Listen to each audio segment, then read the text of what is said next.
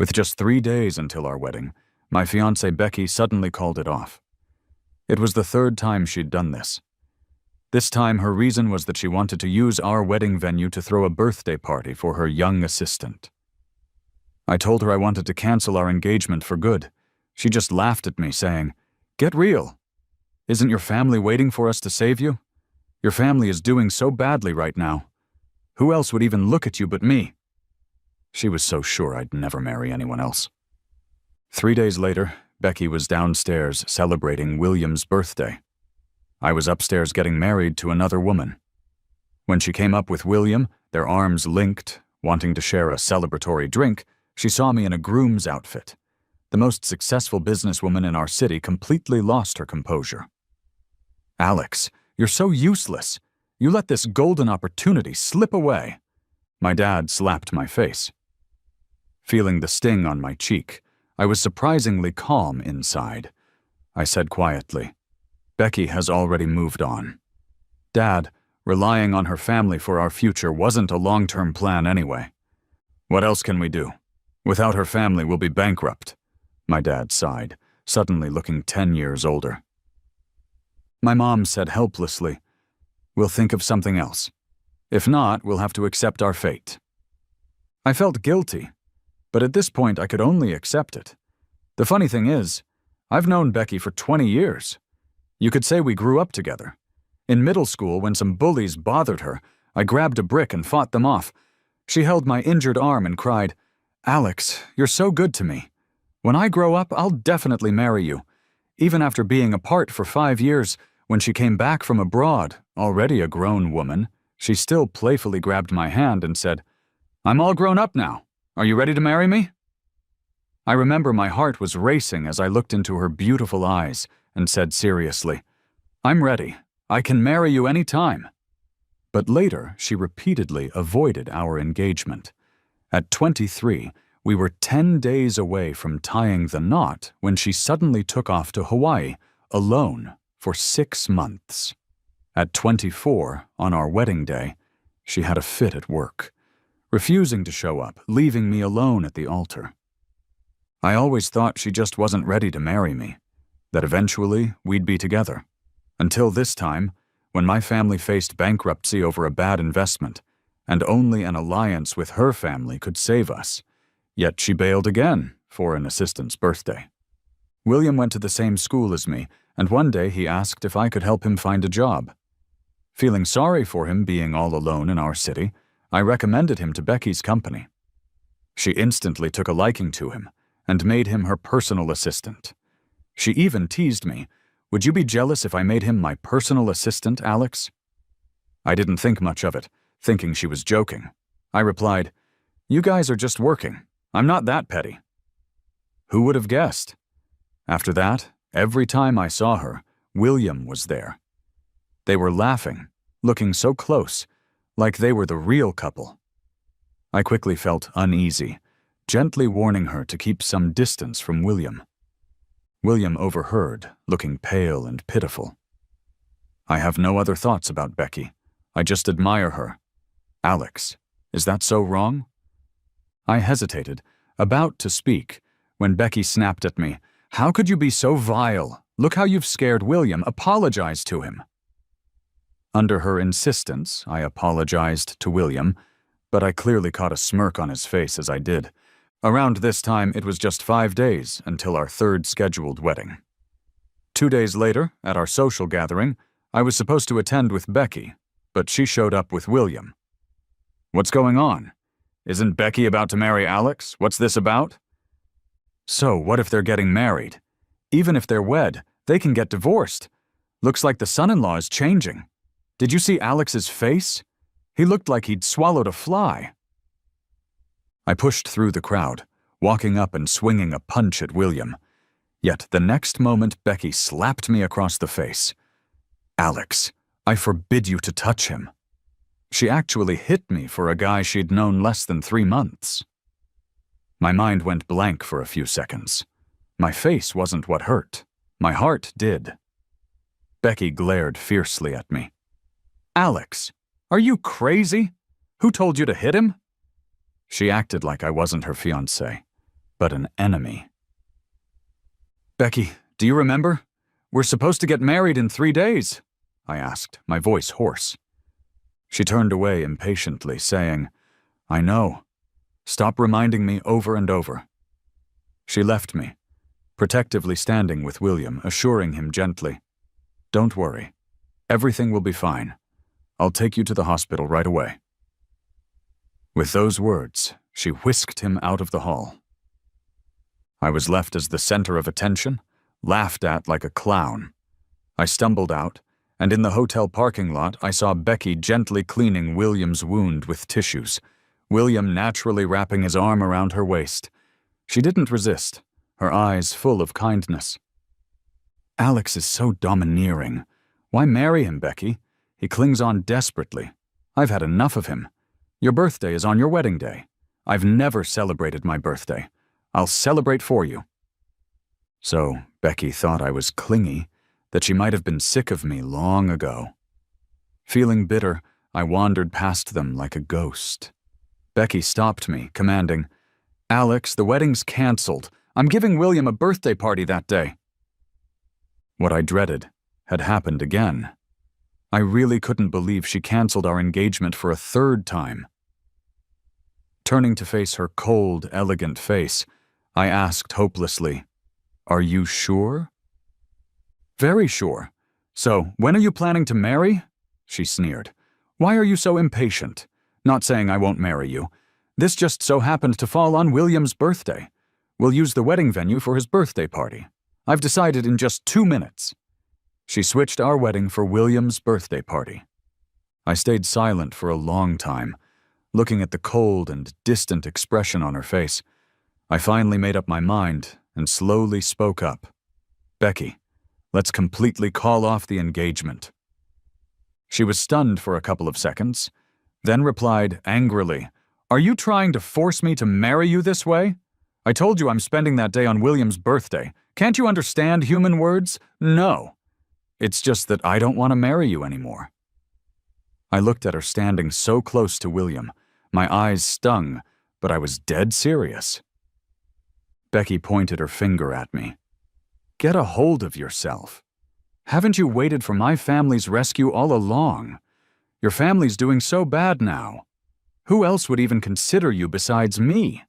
Or do you not care about your family and want to marry someone with no money or power?" I looked at her in shock. So she knew my family was pinning everything on this marriage, yet she still postponed the wedding for William's birthday. At that moment, I felt like someone had me by the throat, hurt and breathless. He saw the change on my face and snorted, "Stop pretending. It's just a few days' delay for the wedding. Is it worth all this pain?" I was speechless. She pulled William into the car. "3 days from now, it's William's birthday party. You're invited." William looked at me, unable to hide his smirk. "Yeah, if it weren't for Alex, Becky and I wouldn't have met. You'll have to come that day, Alex." As they drove off, I stood there quietly, remembering the day before Becky left to study abroad. She came to me. "Alex, I don't want to leave you. I'm so reluctant to let go of you. I'll definitely be sad and miserable without you," she cried her heart out. I carefully wiped her tears, made silly faces, told jokes, did everything I could to comfort her until I said, "Think of it as a vacation. Have fun there. Trust me, I'll be waiting right here when you return." Only then did she smile. She made a pinky promise, made me swear to wait for her. "But Becky, this time I won't wait for you. We're really over." When I got home, I took out everything related to her. Her photos, the gifts she gave me, the diary I wrote for her. I tossed them in a box, took it to the yard, and set it all on fire. Her family's villa was right across.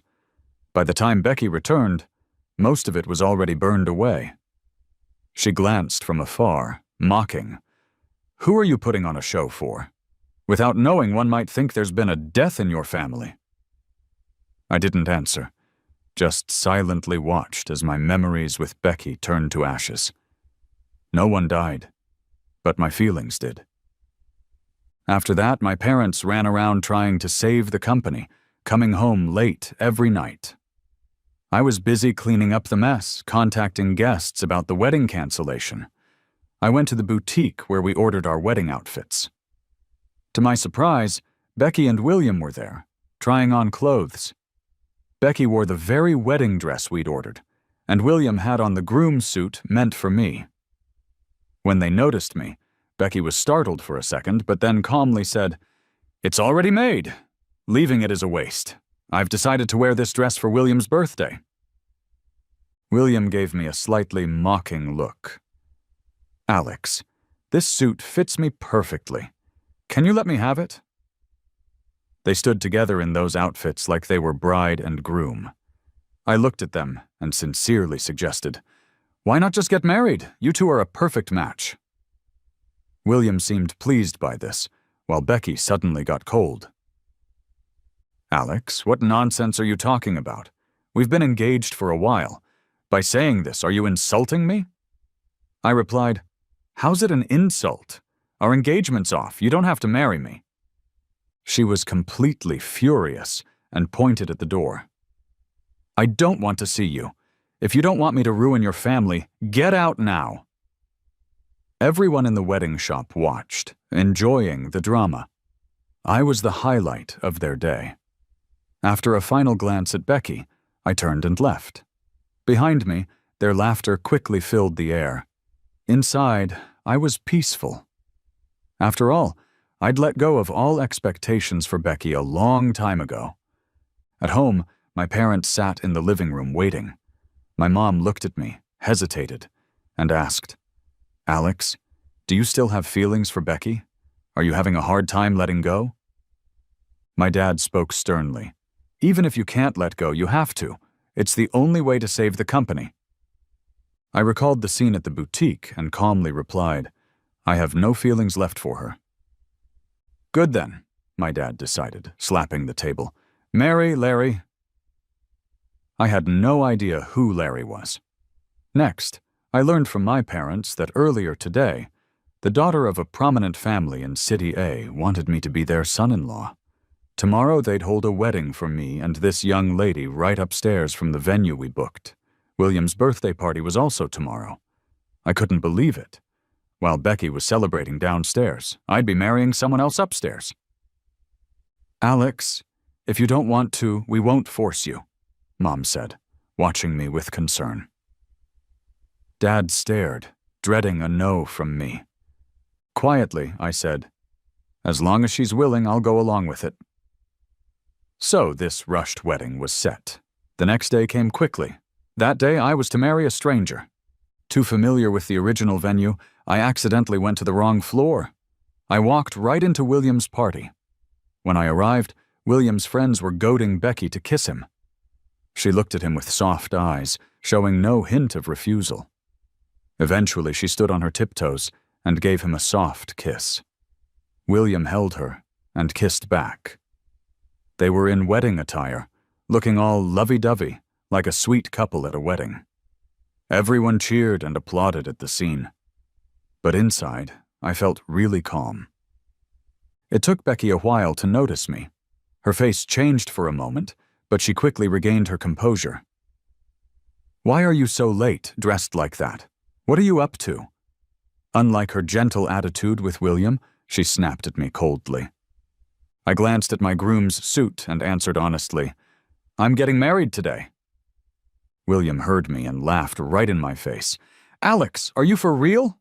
This is a birthday party, not your wedding. Maybe I should help you find a shrink." His friends joined in, saying nasty things. Becky's gal pals looked at me like I was some kind of clown. Becky glared at me, speaking harshly. "Alex, are you crazy or what? I told you we'll talk about getting married later. Stop embarrassing yourself and get lost." She thought my outfit was my way of pushing her to marry me. I looked at her carefully made-up look, her fancy wedding dress, and the lipstick mark she left on William's face. I smiled a bit, calm as can be. "I am getting married, but the bride isn't you. My wedding's upstairs. If you want to come, I don't mind you having a drink." With that, I turned and walked away. Becky was left standing there and shot at me viciously. "Alex, are you nuts? Larry's wedding is upstairs. You, a broke kid on the verge of bankruptcy, think you can marry her? You must be delusional." I ignored her and went back to my wedding on the hotel's second floor. The moment I stepped on stage, I saw my bride, Larry. Her wedding dress was simple, but looked stunning on her. I locked eyes with her and realized her face seemed familiar, like I'd seen it before, but I couldn't quite place it. She gave me a gentle smile, and I awkwardly nodded back. It felt like a dream, marrying someone practically a stranger. The MC had us exchange rings. I walked to Larry, picked up her hand, and carefully slid on the ring. It was a tight fit, my hand shaking a bit. She lowered her head and giggled, whispering softly, "Alex, long time no see." Like we'd known each other forever, but I couldn't remember.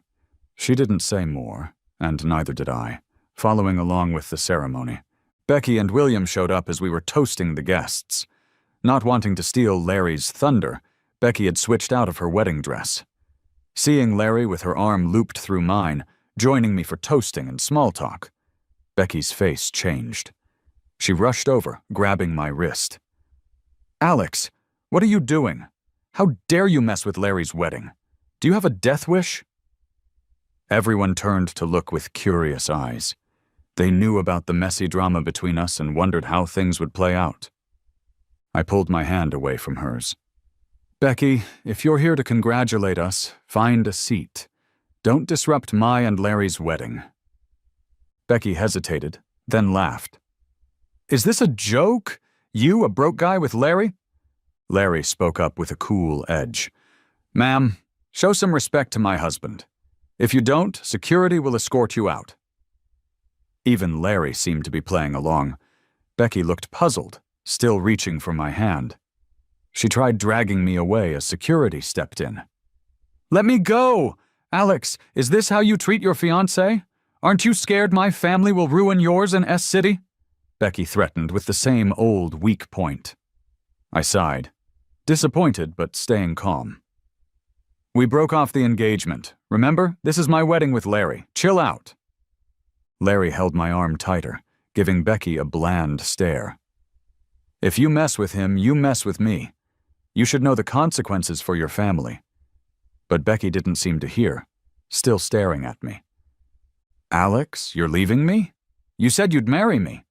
Did you forget?" Before I could answer, Larry stepped in. "Becky, really? Alex waited years for you. How could you treat him like that? Someone who values him will take care of his heart. Go find your toy boy. You don't deserve him." I was surprised Larry knew so much about me. For now, I hoped she'd help my family. Her support was already a blessing. William came over to take Becky away, but she shoved him down, not even glancing at him, like she was clinging to her last hope. She grabbed my hand. "Alex, I'm sorry. Can't we get married now? I promise, no more running away. Alex, please!" I saw her in such a state and felt baffled. Why would she care if I married someone else? But it doesn't matter now. I pulled my hand back, holding Larry's tightly, our fingers intertwined. "Whatever you're saying, I'm not interested. Larry is my wife, and this is our wedding. Please leave." "No, I won't, Alex. Don't leave me like this." Ignoring her cries, security forcefully led her away. Larry gently squeezed my hand. "Alex, she's the girl you loved for so long. She's willing to marry you. Are you sure you're letting her go?" I turned to look at Larry, puzzled by the emotion I saw there. I looked into her beautiful eyes and said nervously, "You're the one who saved me from my cage. Since we've had a wedding, you're the love of my life now. Larry, will you be my wife?" Her cheeks turned crimson as she nodded earnestly at me. Even though Larry and I were already married, we hadn't known each other long. That night, nothing actually happened. She just held my hand and said, "Shall we go get our marriage license tomorrow, or do you want some time to think it over?" Her respect for my opinion was a bit unexpected. I smiled at her. "Let's go with your plan." And her eyes lit up. "Okay, then let's go to the Civil Affairs Bureau tomorrow." Somehow, Becky got wind of the news. The next day, as Larry and I arrived at the Civil Affairs Bureau, Becky was waiting at the entrance. When she saw us, she rushed over. "Alex!" she exclaimed. "I won't let you register your marriage with her. You promised to marry me. Are you gonna back out?" I shielded Larry, not wanting her to get hurt by Becky.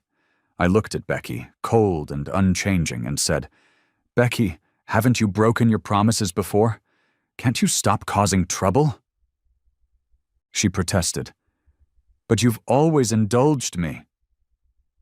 "Why not just one more time, Alex? I brought all my documents. We can register our marriage now." Becky reached for my hand, but I quickly dodged. "Stop being disgusting, will you?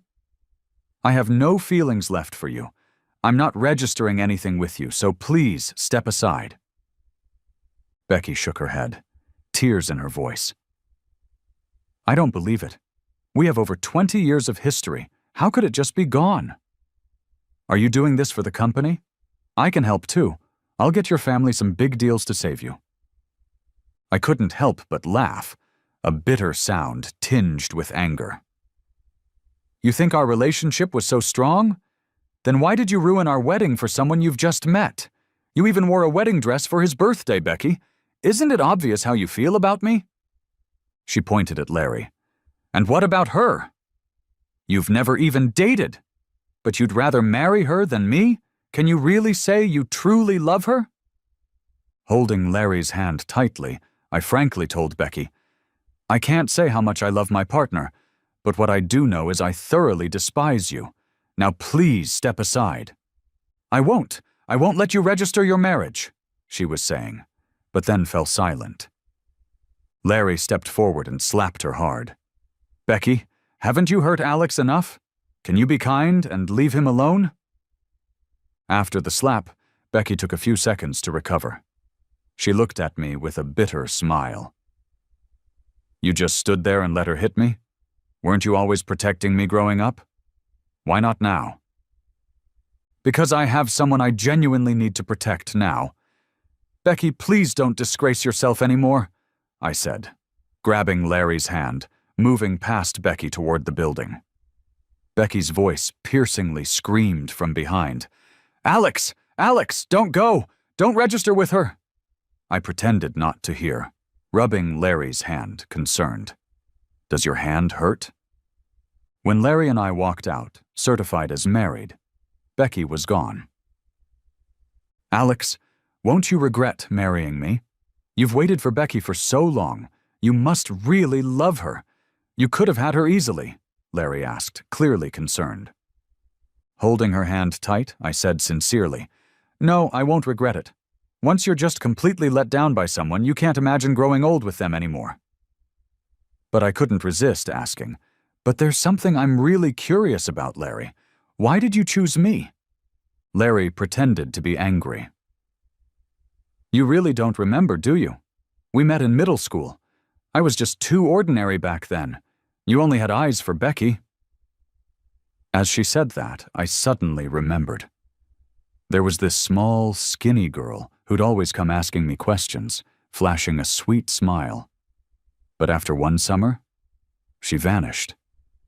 Piecing it together, that girl was Larry. I hadn't recognized her because the petite girl had transformed into this vibrant, stunning young woman. Embarrassed, I confessed. I was so foolish back then, seeing Becky as my only friend and missing out on lots of people. "But you saved me, Alex," she reminded me. "Remember when those bullies were bothering me and you chased them off with a stick? Ever since then, I decided to be your best friend, but I had to transfer schools. Still, that's all in the past now. I'm with my savior, Alex." "I really like you," Larry said as she wrapped her arms around me gently. To think that the same two girls I once rescued had such different roles. Becky talked about marriage for years, only to waste our time, while Larry rescued me when I needed it most. Gratefully, I returned Larry's hug, promising wholeheartedly, "I'll cherish your affection and love you back." On the day Larry and I were to leave S City, as we stepped out of the hotel, William suddenly appeared, grabbing my arm. He looked amiss. The once young, handsome face was now worn and haggard. "Alex, please help me. Becky's gone crazy. She got me fired and she's taking back the house she bought for me. I'm completely homeless." I hadn't even known Becky had bought a house for William. "Alex, help me find another job. I can work for you," William pleaded, his gaze landing on Larry. I quickly shielded her, ready to shove William away, but Larry stepped up, scolding him on my behalf. "You ungrateful jerk. How do you even have the nerve to come to Alex for help? Becky adored you. Go back and make her happy." William, looking at Larry, couldn't wait to say, "I'm younger than Alex, better looking, and I can be your dog, Miss Lynn. Do you want to think about it?" I couldn't take it anymore and punched him hard in the face. "What a creep," Larry grumbled from nearby. Just then, a car stopped right in front of us. It was Becky. But this time she didn't stand up for William. She didn't even look at him. She rushed over to me and said, "Alex, didn't you hate it when I hung out with William?" "Well, I've completely cut ties with him. From now on, I won't be friends with anyone you dislike. Please forgive me. You can get a divorce with her right now, and we can have a wedding anytime you want." "Becky, what are you doing right now?" "There's no going back for us. You know that, right?" She felt like a stranger to me, like she'd lost it. She was the one who kept leaving me at the altar, making me look like a fool. She got close with William, put on a wedding dress for his birthday, hugged and kissed him, even slapped me without hesitation for him. So, what's up with her being so pitiful now? With tears streaming down her face, Becky said, "I can't live without you. We've been together for so many years. I'm used to having you around. I thought you were waiting for me, Alex. Why did you suddenly stop waiting?" "Because I'm completely disappointed in you. I have someone I love now, Becky. It's over," I said, grabbing Larry's hand to leave. Becky blocked us, glanced at Larry, and said fiercely to me, "Alex, I've heard it all. You're marrying her to mooch off her family. You're just a maid in her house. Can a man like you accept that? Come back to me, and I'll love and respect you." Larry interrupted. "Don't worry, I'll give Alex the utmost respect. I'm not like you, hurting someone and then obsessing over them." Becky's face turned pale from Larry's words. She clung to the last bit of hope and called my name for the last time. "We're done, Becky. Let's go our separate ways. We shouldn't see each other again." I said this as I quickly walked away with Larry, ignoring Becky's cries and breakdown behind us. Everything with her was behind me.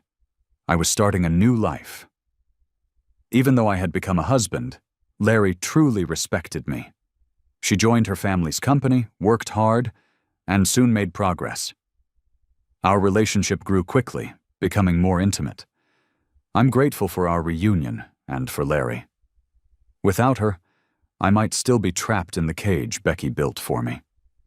Meanwhile, Becky seemed to be hitting a rough patch due to some bad decisions.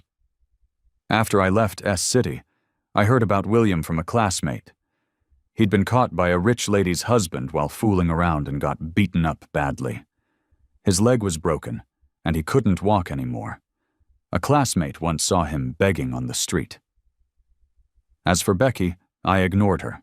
She stopped reaching out as well. However, 3 years later, I accidentally came across one of her videos. She was in that same wedding dress, looking worn out like she had aged a few years. The caption read, "A wedding for one, waiting for someone who won't come." I just shook my head, reported it as inappropriate, and blocked her account. I didn't want to see anything from her again. "Hubby, come wipe the baby's tush," Becky called. Larry called. I hurried over, carefully picked up our 2-year-old, and wiped them clean with a tissue. Larry gave me a warm smile and kissed my forehead. I kissed her back in return, feeling all the love The kid giggled at us. Some people stay stuck, some move on. For the rest of my life, I'm cherishing the right ones.